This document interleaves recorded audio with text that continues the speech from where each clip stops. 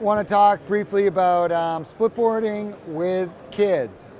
I have a 10-year-old, 13-year-old, and been doing more and more splitboarding with my family. This is a Discovery split. Comes in a 138, is the smallest size, and it's been really, we do a lot of amazing things as a family, but I think the coolest thing we do is snowboarding, and specifically I love the splitboarding with them. So I started hiking with my kids. I think the age where you probably want to look at this is 9 or 10. Like my smallest daughter started out last year, she was 9. And for that reason, we actually now are making a board called the Mini Ganger. It's called, the whole project's the Mini Ganger project. It's a 132 board, and it's specifically not designed or not made to be sold because everybody realizes, it's too expensive, But we make this board available to shops so the shops can give it to their customers that may have kids that are just interested in trying. So you go, hey, try it out for a day or a couple of days, just to get kids interested in that aspect of snowboarding, and give the families the ability to have this experience. We had a lot of help from our friends and partners at Spark, who are also chipping in with a binding that they sell for a reasonable price, and Cola made fitted skins, so the whole board and the whole setup basically is the same as the adults. And we are able to basically give it to the shops. We just want to promote the idea that a family can go out there and have fun together, just like they do with regular snowboards. Even if it's a mixed setup, maybe one, in the family, one is, skiing, the other one's snowboarding. We kind of promote the family experience on the mountain, and that's part of it. A little bit, it's amazing how they're quick learners. They have a ball, and for me, what I do is I bring like a decent sized backpack, top load. I carry all the stuff, and just try to set them up for success. And just, they obviously will have the basic Avi gear, but that's it. I have all the water, I take all the skins, I take all the poles, and just starting small. And it's amazing just seeing, having that experience of climbing these mountains together. And it's a side of the sport we don't talk about that much, but it's a really special time, and I totally recommend it. How do you start? Like, if I imagine a kid walking up like 300 altimeters, maybe 100, or if they start, do you have the experience that your kids, for example, said, "Oh, Papa, it's too far, I don't want to hike up more"? Yeah, for sure. I mean, I think, the main thing is, you put in, it's just like hiking the mountains, the same thing, it's about the experience. It's about not building up any sort of pressure.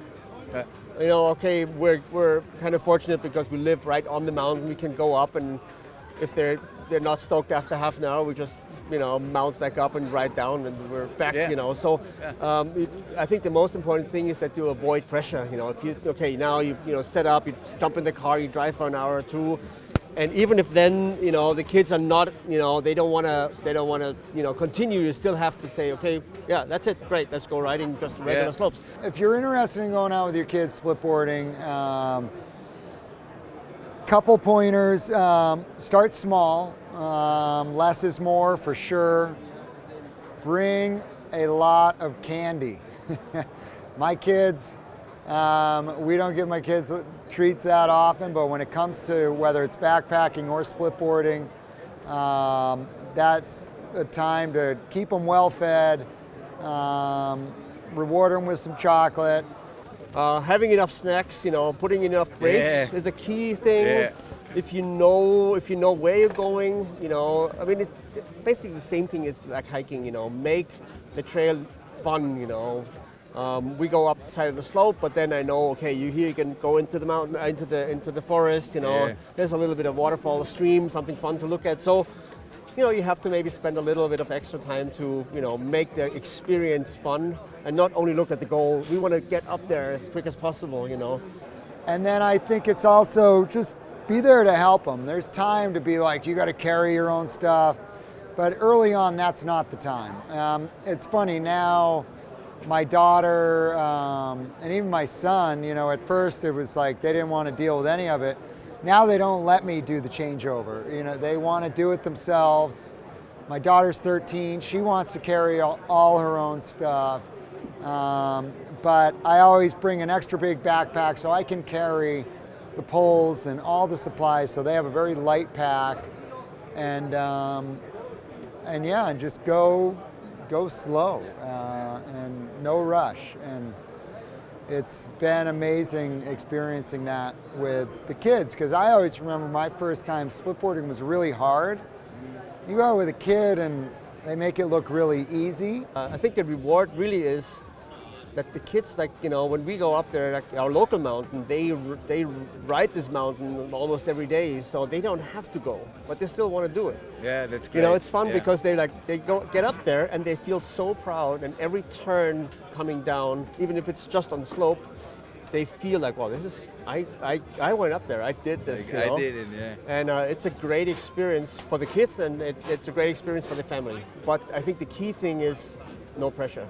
Yeah, you know. I see it similar. Yeah. And I have the experience also when we started early to hike up the mountains just in summertime. Yeah, the same thing. Normal way Yeah. was like, oh, I don't want to go, how far is it? But if the way is a little bit exciting, you go into the forest, as you said, right. You find some rocks, you start a story with, did you see the little thing over there? And then they start to get very interested in all exactly. that. And they just hike. I think that's one thing that's also really interesting, like, you know, especially with little kids, like, you know, 10, you know, and 9, 11, you know, whatever. Yeah. You know, everybody is like looking at them. You know, they feel pretty proud when you hike up with a split board with a 9-year-old girl, and everybody's like, wow, this is pretty cool. They, you know, they grow like every 15 minutes, they grow a centimeter just because they're so proud. Like, people look at them, wow, this is pretty cool, nice. You know. Yeah. Just like riding with a really small kid, people are like, oh, that's nice, you know, that's pretty rad, you know. So they get a lot of positive feedback, you know, just doing it, just hiking up from the other people that are around them too, you know. And then another note on kids is they grow fast, and you always get a scenario, and I found this not just with split boards, but solids too, where a kid's board will start getting small on them, and then you size up, and the board will be like at their forehead, and you're like, fuck, that's a big board. We'll see how this goes. Every time I have sized up and put a kid on a board that is big, you know, up above their eyes, first run, you're like, wow, that worked really well. So don't be afraid to go a little big on your split. Obviously, they're growing fast. You'll get more time out of it with them. But yeah, the kids can handle it. And then one final thought with the touring is, you know, snowshoes work. So when my kids were really small and didn't have them on a split setup for them, I would put them on snowshoes. I would put their board on my backpack, and it totally worked and was effective. So you can get out there even if you don't have a kid split board and just, again, help them out and carry their stuff. And if you stay healthy long enough, they will return the favor for the rest of your life. I'm already seeing it, and pretty soon my kids will have the heavy pack and I'll have the light pack. Yeah.